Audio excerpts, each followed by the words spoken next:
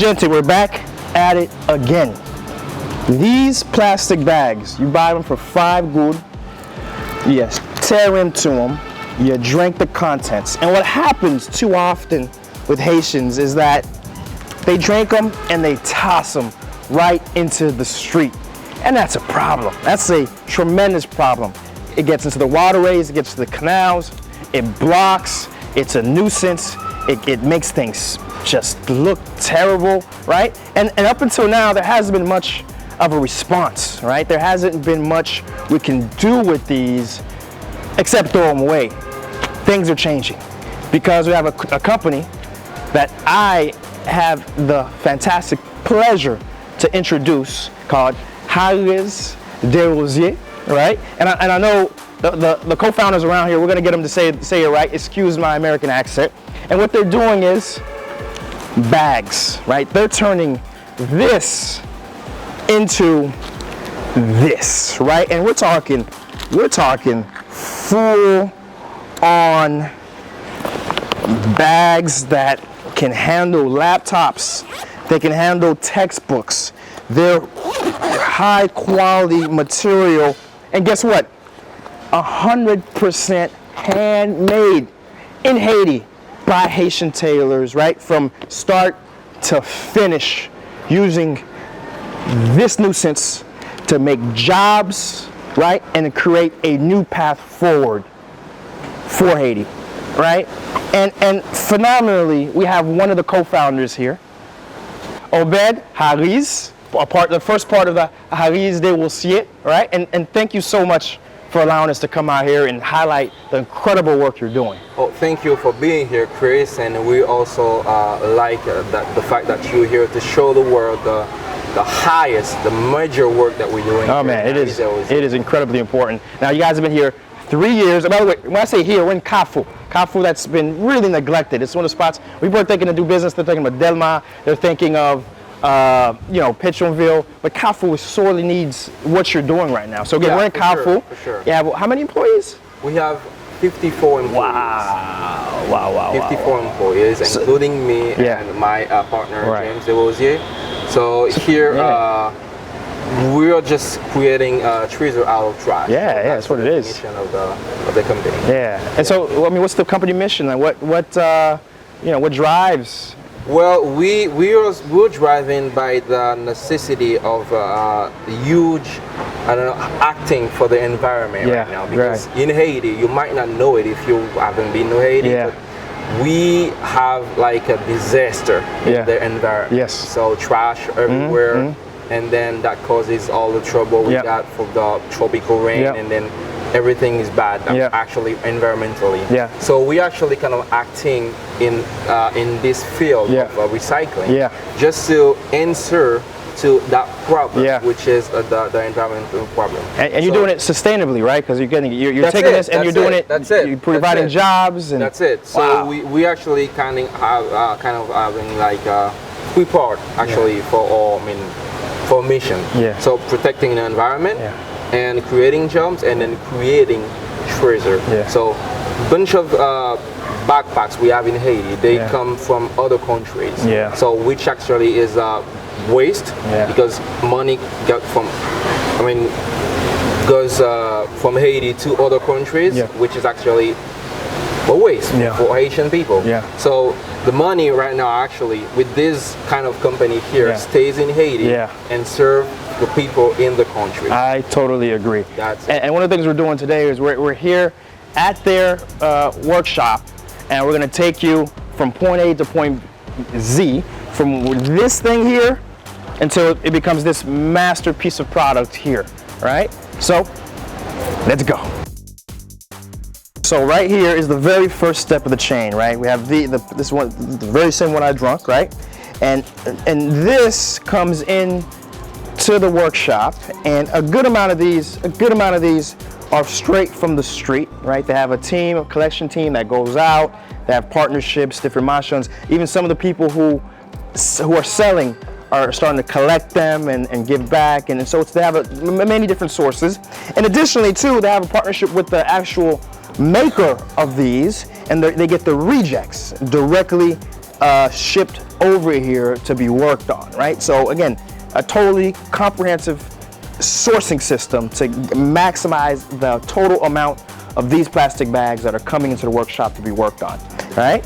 And then from there, they are placed here, and we have these beautiful ladies here who cut them. As I understand, they're cutting them, splitting them, making them flat, right? And removing the little center line in the center. And what ends up happening, what it ends up looking like is this. You get this one long, flat sort of plastic, which is then going to be used for the very next step. What do you think, Obed? Did I capture everything? Yeah, you captured everything. So the next step is what we have here. We have this plastic sheet, sturdy, hard, rough, rugged, right? Can really handle the realities of street life, of utilization of a little kid or even a grown adult, you know, slamming on against your leg or across the street. Real sturdy stuff. And what we're doing next then is, I believe it's being cut, right? Yeah, for sure. After the magic happened with the plastic, so to be transformed into this piece, long sheet of plastic. So we got these as a pattern that we apply on the plastic, and then we cut off the pieces we need for the backpacks. So it may not be just backpack, it can be a handbag, and also just all the product we make here. So this is what we use, and then we got these wonderful people cutting them and then send them to the place that they're gonna be sued. And I think I see so much materials in the back here too. How is that being incorporated with this? For sure, the backpack is actually not only made with just plastic. It has also sponge and other fabric, so we use just to mix it to get the backpacks or the bags comfortable and also very sweet, beautiful.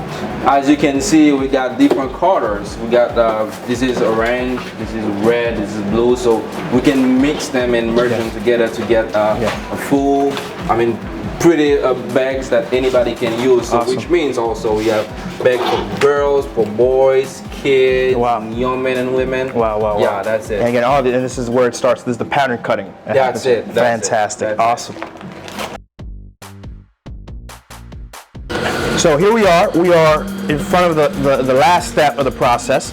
Is that we have tailors, actual, real tailors. When I said handmade, I wasn't kidding. This is really done by actual Haitian hands, right? And what we're doing is we're grabbing the different plastic parts, we're grabbing the different materials, right? And we're literally putting it together with these machines here. And as you can see in this spot that we're in right now, there are up to 12 tailors here, full-time, working here. Wow, that is phenomenal. Yeah. And I think you train them too? We train them, and we train them actually to get to make this. So we got here the plastic, and we got some fabric here, and we got all the other pieces that we also cut down everything. So everything we needed from the current spot. So they end up here, all of them to be transformed into the backpacks. Fantastic. Yeah. And again, textiles is something that we just lost in this country. We used to make so much more things here, but now we just and then all these really skilled tailors have lost their job, lost opportunities, and we lost the capacity to potentially be able to make things that we could export, right? And the fact that we have something that is attacking environmental issues, providing jobs, getting Haitians back to work in a very skilled profession, it is a win-win-win-win-win-win-win all the way around. And I am a phenomenal fan of what my good friend Obed is doing here with ArrisDesrosiers. Wow. So we're at the tail end of this, and we started with this plastic nuisance, okay, until we got this finished product, right? This ready to go piece of product. And what's so interesting too is that we have an NGO's logo on this here, right? Meaning we can for however you want to package this. If you want to have your organization's banner, logo, image on this, these guys can do it for you. It's not just about having their logo. I mean, it's about getting material product out by whatever means necessary. And I got to tell you, you know, it can come in this individual bag, or if you're buying in bulk, it could come in this bag, right? Whatever floats your boat. And again, if you've watched me on my YouTube, if you're following me on my IG, my Facebook, you know, I say one thing constantly: don't bring the backpacks in. Don't bring the backpack in, right? You can buy them, and now you have a direct connect. You have a company that is doing great work, changing the game environmentally and providing jobs. And let me ask, Obed, how much is this?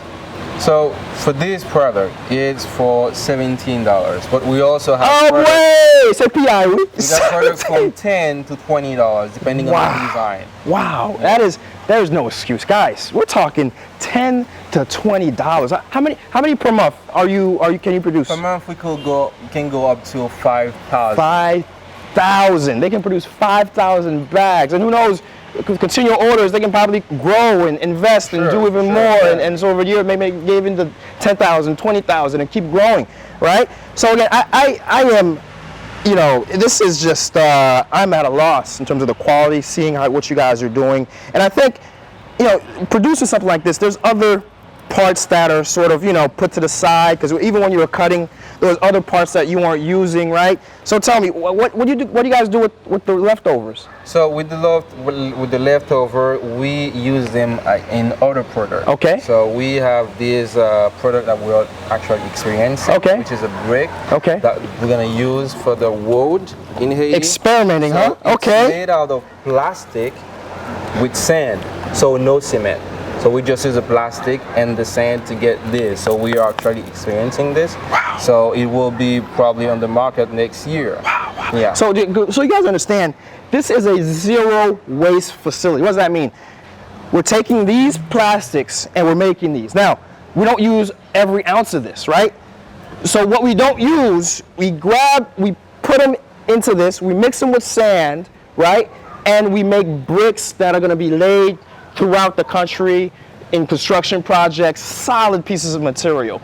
So again, listen, his information is right here, right? We have his WhatsApp, we have his website. If you're coming to the country and your next project, whatever it is, he's not in the States just yet. He's not in the States yet. He's working on building the capacities to be able to ship it externally. But for right now, if you're coming in the country, you have nephews, you have cousins, you have friends, you have a church you're taking care of. You have an NGO that you're helping facilitate. There's so many things you're doing in the country that you could reach out, you can order, he'll work with you directly, right? And he'll get it to you. What's your turnaround? How quickly usually from the time somebody orders, how long does it take usually to? 24 hours. 24 hours. Come on, guys, come on.